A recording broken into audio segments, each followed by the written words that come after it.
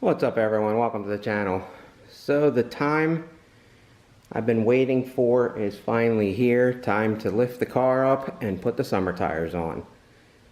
This will actually be the first time I'm raising the car on the quick jack, actually on camera. So this will be interesting.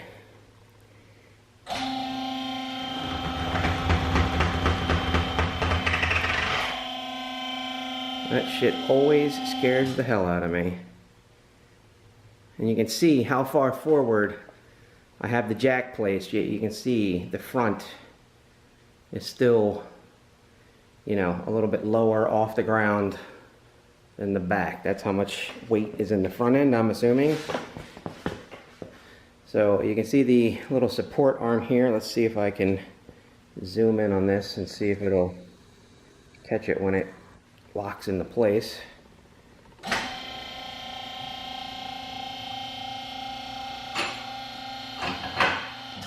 So now I'm going to walk around and check to make sure the other side has done that, so I can lock it in.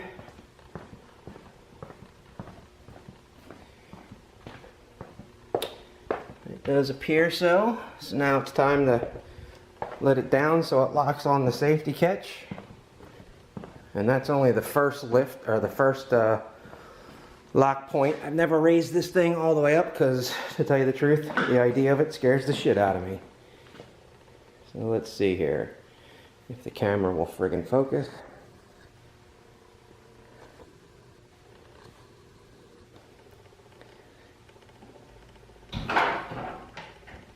There you go. It's all locked in place now. So now to start taking the wheels off. Before I put the wheels on, when I pull each wheel, I'm going to do a little cleanup around the hub. The rust around them was pretty bad. I'm going to actually try to clean up the caliper. I might even try to coat some of the caliper with that wheel coating that I used on the summer wheels. So we'll see how this turns out. Okay, here's what I was talking about how crappy the hub and the face of the rotor look. They are rusted something fierce. I don't know if this has anything to do, I don't know if this is normal or if this has something to do with the spray and rinse chemicals that I was using to you know, try to do a touchless wash on the wheels, or whatever the case may be. You know, I don't use that process anymore, but I don't know if that's what this is all from, or if this is just, you know, typical from, you know, what a hub looks like over time. But anyway, I've already done the other three wheels. I learned while doing those other three, you know, I fine-tuned my process on how I'm cleaning these things. And what I've also learned is that the spacer doesn't fit. So let me show you what I'm talking about. Okay, let's see here. Getting the spacer. So this is the passenger side of the car. So if this is as bad as the driver's side was, this isn't even going to be close. So you can see I can't get it over that hub to save my life. So what I found when I did the driver's side, or yeah, the driver's side, was you can see, and people ask me on the forums about this. You know, I had these powder coated to try to keep them from looking so nasty this year.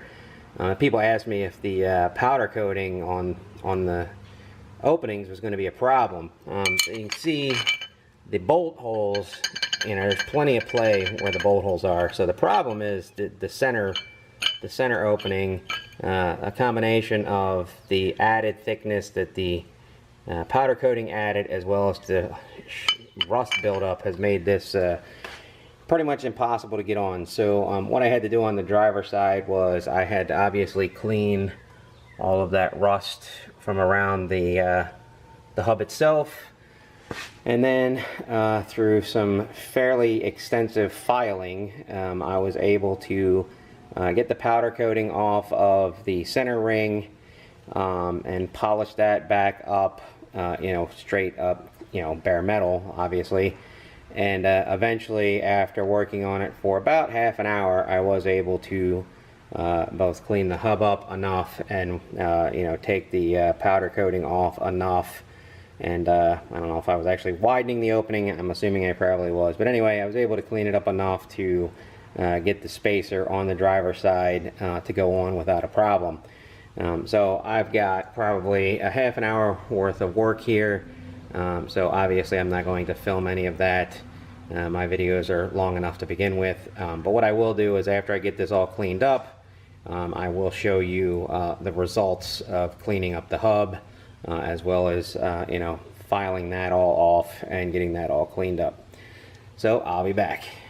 Okay, as I thought, it took about half an hour to clean the hub up, clean the face of the rotor up, and deal with the powder coating on the spacer. So first I'm going to show you the cleaned up hub and rotor. I mean, you can still see there is a shit ton of rust inside the hub.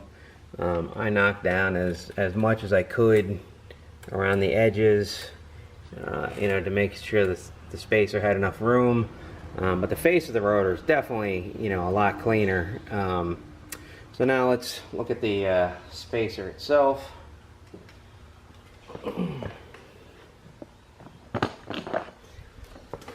So as you can see, you know, I had to you know, basically pretty much file down all the powder coating in the center, and then I went back with a Scotch-Brite pad. So I used a pretty coarse file to file that out, and then I went back with a Scotch-Brite pad, and buffed that back up again, so it's a lot smoother and it's not chewed up as much as it was right after the filing. So there we go. You can see it goes on. It is still a little snug, but it fits the way it's supposed to. And to get it off, I can, because it is a little snug still, you know, I get a little screwdriver and it comes right off. So hopefully this will be as easy to come off at the end of the season, when I go to put the winter tires back on and no longer need to use the spacer. I'm sure some people will say, and why don't I just leave the spacer on? You know, I probably could. I guess it would make the car look a little weird, because the 9.5-inch wheels with the 275s would stick out, you know, a little bit in the back, give me a little bit more of that stance look. But you know, I'd rather run the factory wheels, you know, without the spacer. So hopefully at the end of the season, you know, I won't have to play hell trying to get these spacers off again like I did last year. So at this point, I'm going to go ahead and work on getting the caliper nice and cleaned up. It's actually pretty clean right now from the last time I washed the car. The back calipers clean up pretty easily since they're so small. But I'm going to go ahead and get the caliper cleaned up, and then I'm going to use that wheel coating on the caliper itself, and then I'm also going to use the wheel coating on the spacer. So, but after that, then I'll be putting the wheel on. Although, you know, now that it's starting to dry up outside, I'm trying to decide, do I go with the Continental summer tires, or do I just go for broke and stick the NT05Rs on? I haven't decided. I got a friend coming in over the weekend from Pittsburgh. We might go to Cecil County Dragway on Friday night, which is their street night and grudge racing. So who knows? Maybe I'll put the drag radials on and make a couple of passes. But either way, at the very end, I'll show you the car with the wheels on, and that will be it. Okay, finally got everything finished. The summer setup is now on the car. The only thing to do at this point is to go ahead and lower the car and then go around and torque down all of the lug nuts. So the way the quick jack works, you have to actually go up before you can lower it. So you gotta get that above. You see that little notch move? Now let's go check and make sure the other side is loose.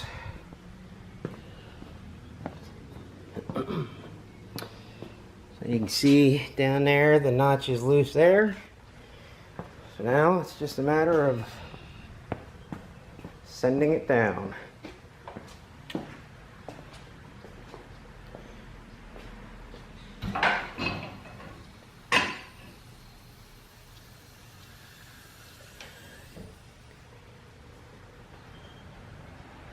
And there it is. So, got to go around, and I love that thing's got a magnet on it so you can just hang it anywhere you want. So now I got to go around and torque down the lug nuts, but before doing that, just wanted to walk around.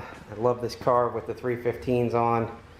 I love the JLT mud flaps because, as you can see, even with a 315 on there, the mud flap blocks the entire wheel. So as I mentioned in another video, I've had nothing at all from a damage perspective to the rear quarters, even with the 315s on. So with that, I'm going to torque everything down, and I think the wife and I are going to go out to dinner and take it out for its inaugural run with the summer tires.